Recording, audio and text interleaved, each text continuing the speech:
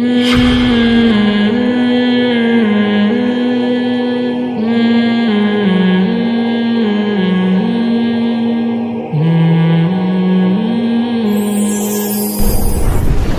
میں غور کر کے مسجد آتا ہے انسان. تو آپ یا تو پہلا سوال ہی پی جاؤ. پہلا سوال ہی کیا کرو؟ جیسے میں ناروے کا ویزے کے لیے پہلا سوال ہی پی جاتا, میرڈ ہو یا ان میرڈ, میں کہتا مجھے ان چیزوں میں بالکل بھی دلچسپی نہیں. میرڈ ویڈ کیا ہوتا ہے؟ In married. پھر وہ پوچھتے 40 سال میں تو ان میرڈ کیوں ہے بھائی؟ اس وقت میں 40 سال کا تھا. میں کہتا تم لوگ 55 میں ان میرڈ ہوتے ہو تو ہم 40 میں ہو گئے تو کیا ہو گیا؟ تو یا تو میرے بھائی پہلا سوال ہی پی جاؤ, ٹھیک ہے نا, اللہ جانے آپ جانے جو ہوگا.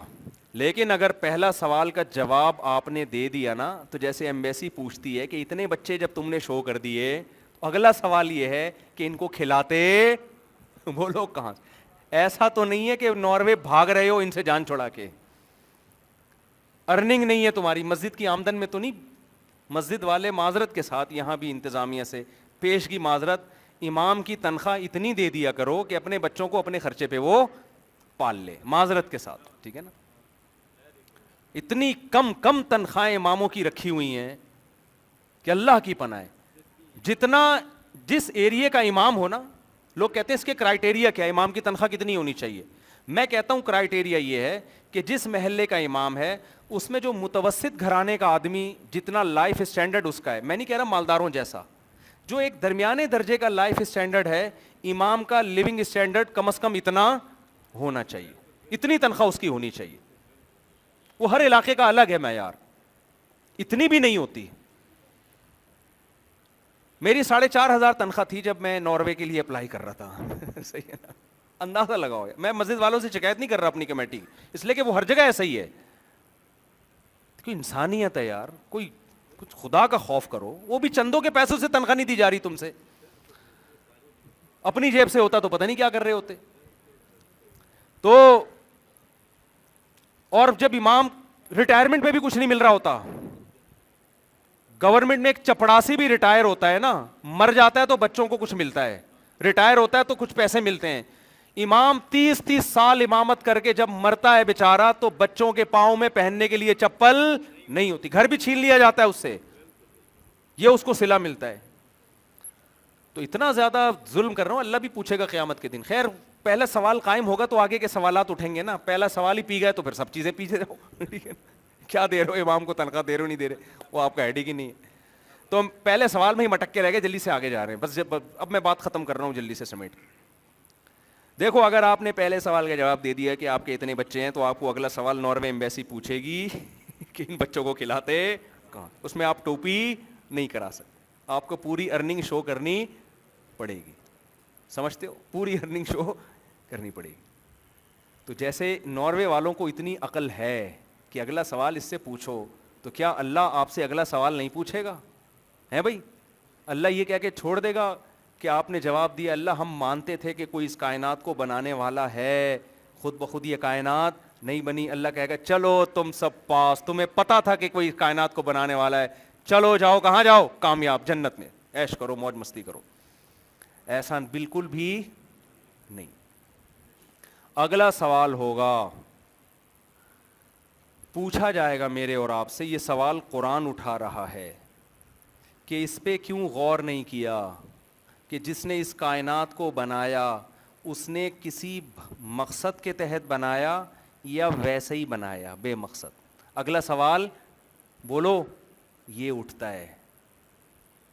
اگر اللہ نے اس کائنات کو بنایا, کوئی مقصد نہیں تھا, وہ ویسے ہی بنا دیا, تو بھی لائف کو آپ کیا کرو میرے بھائی؟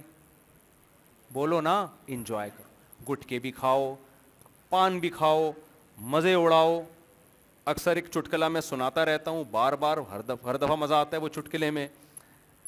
ایک نوجوان, جلدی شارٹ کر کے سنا رہا ہوں. ایک نوجوان سمندر کے کنارے لیٹا ہوا سگریٹ کے کش لے رہا ہے, ناک سے دھواں نکال رہا ہے. ایک بزرگ اس کے پاس گئے, ترس آیا, بیٹا تم کچھ پڑھ کیوں نہیں لیتے, ٹائم کو ضائع کر رہے ہو تم. انکل کیا کروں؟ بیٹا میٹرک کر لو. انکل میٹرک 10 سال لگیں گے, پھر کیا ہوگا؟ بیٹا انٹر کر لینا. دوست اس نے کہا انکل 12 سال لگ جائیں گے. کوئی بات نہیں بیٹا, انٹر کے بعد بیچلر کر لے بن جانا. انکل 14 سال. بیٹا کوئی بات نہیں, آگے رزلٹ بھی تو دیکھو نا کتنا اچھا آنے والا ہے. انکل بیچلر کے بعد کیا کروں میں؟ بیٹا پھر ماسٹر کرنا. 16 سال. وہ نوجوان پہ رہا 16 سال تک پڑھتا رہوں, پھر کیا ہوگا؟ بیٹا پھر پی ایچ ڈی کرنا. انکل پھر کیا ہوگا؟ بیٹا پھر تمہاری اچھی جاب ملے گی تمہیں, جب پڑھے لکھے ہو جاؤ گے نا, ٹھیک ٹھاک تنخواہ آئے گی گھر میں. انکل پھر کیا؟ بیٹا پھر بہت اونچی فیملی میں شادی کرنا. پھر کیا ہوگا؟ بیٹا پھر تمہارے بچے ہوں گے. پھر کیا ہوگا؟ بیٹا پھر مزے کرنا. ابھی کیا کر رہا ہوں میں؟ وہ نوجوان بولتا ہے پھر ابھی کیا کر رہا ہوں میں؟ جب انٹرٹینمنٹ ہی ہے تو اس تکلف کی کیا ضرورت ہے بھائی؟ اور آپ جو کہہ رہے ہو 10 سال میٹرک کرو, ہر آدمی 10 سال میں میٹرک کر لیتا ہے؟ کتنے ماں باپ بچوں کو مار مار کے پڑھا رہے ہیں, وہ پھر بھی پنچر کی دکان کھول کے بیٹھے ہوئے ہیں, وہ کہہ رہے ہیں یار ہم سے نہیں پڑھا جا رہا. اور اس پروسیس سے گزر بھی گئے تو جاب ہر ایک کو تھوڑی ملتی ہے, اور جاب مل بھی گئی تو بیوی اچھی تھوڑی ملتی ہے, آدمی کرنے کے بعد پچھتا رہا ہوتا ہے. وہ ایک آدمی کی بیوی ہاسپٹل میں تھی, تو ڈاکٹر نے شوہر کو آ کے کہا کہ آپ کی بیوی کی زندگی میں صرف 2 گھنٹے رہ گئے. چارہ ٹینشن میں نا سانس لمبے کھینچ کے کہتا ہے جہاں ساری زندگی برداشت کیا 2 سال اور برداشت کر, ایسی بھی تو مل جاتی ہے. پھر اولاد نالائق نکل آتی ہے. تو اس نے کہا انکل اس کا کوئی پتہ نہیں ہے, ابھی لائف کو کیا کر رہا ہوں, انجوائے کر رہا ہوں آرام سے.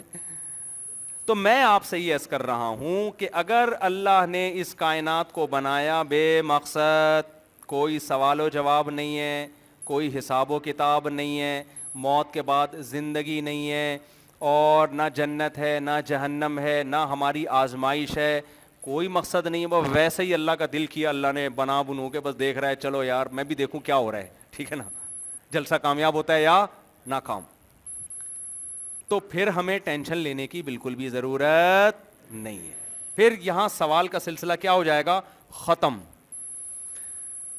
لیکن سوال یہ پیدا ہوتا ہے کہ قرآن اس پر ایک اشکال اٹھاتا ہے کہ دنیا میں کوئی ذرہ برابر عقل رکھنے والا انسان کوئی بڑا کام بے مقصد, دیکھو یہ سوال میرے اور آپ کی نظر میں اتنے اہم نہیں ہیں, لیکن اللہ کی نظر میں یہ سوالات بہت اہم ہیں, بہت اہم. اس کو آپ ہلکا نہ سمجھو. اگر بنایا ہے بے مقصد, اللہ کہتا ہے یہ کیسے ممکن ہے؟ آپ نے کوئی بلڈنگ بنائی بڑی خوبصورت, کمال کر دیا اس میں, لوگوں نے آپ سے پوچھا کیوں بنائی, آپ کہ ویسے ہی ابھی توڑ دوں گا اس کو.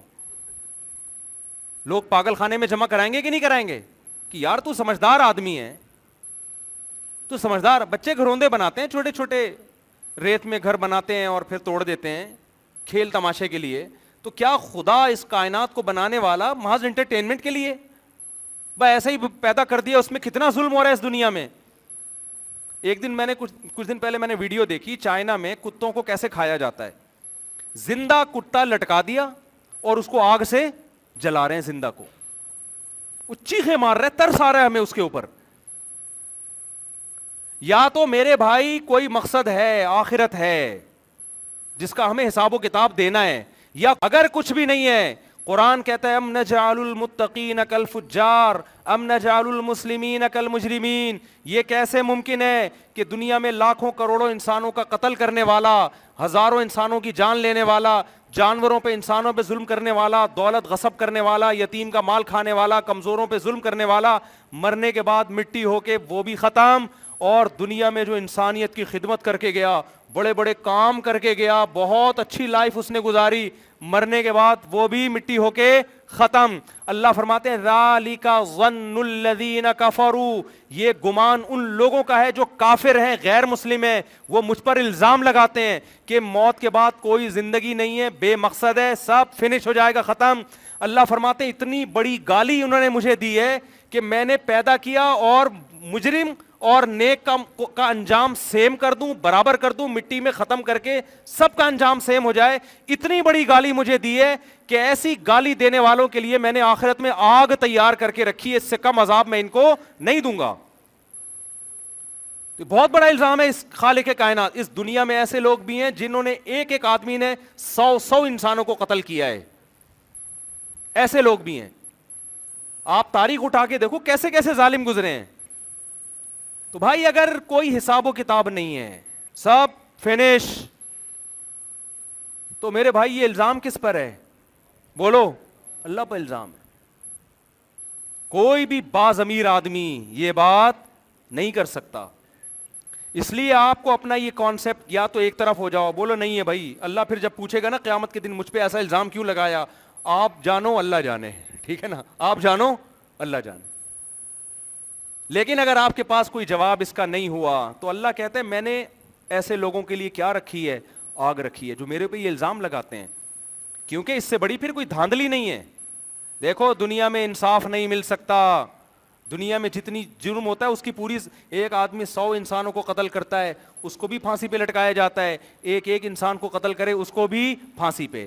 دنیا میں پوری سزا ملنا ممکن نہیں ہے, بلکہ اس کے اگینسٹ ہو جاتا ہے. جس نے قتل کیا ہوتا ہے وہ بری ہوتا ہے, اور جو مظلوم ہوتا ہے اس کو پھانسی کے پھندے پہ لٹکا دیا جائے. یہ تو دنیا میں صبح و شام ہم دیکھ رہے ہیں.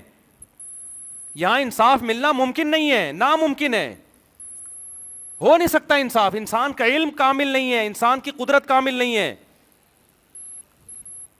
یہاں میرے پاس ایسے لوگ آئے ہیں جنہوں نے اپنی دادی اور ماں کو قتل کیا ہے. ایسے لوگ میں ملا ان سے, پیسوں کی خاطر, چند ٹکوں کی خاطر. ماں کو قتل کرنے والا جس نے بچپن میں پالا ہو, پیسوں کی خاطر اس کو قتل کر دیا. آپ کیا سمجھتے ہو وہ بھی مرنے کے بعد ویسا جس نے ماں کی قدموں میں جنت تلاش کی, جو ماں کے لیے اپنا سب کچھ قربان کر دیا, اس کو بھی خدا مار کے ختم کر دے گا؟ بلکہ ماں کا قتل کرنے والا بعض دفعہ پنپتا ہوا نظر آ رہا ہوتا ہے, بعض دفعہ اس کی عزت سے اس لوگوں کو نہیں پتا ہوتا یہ کتنا بڑا ظالم ہے. تو میرے بھائی اگر موت کے بعد زندگی نہیں ہے, حساب و کتاب نہیں ہے, تو ٹھیک ہے آپ اس سوال کو پی جاؤ اور لائف اپنی مرضی کے بولو مطابق گزارو.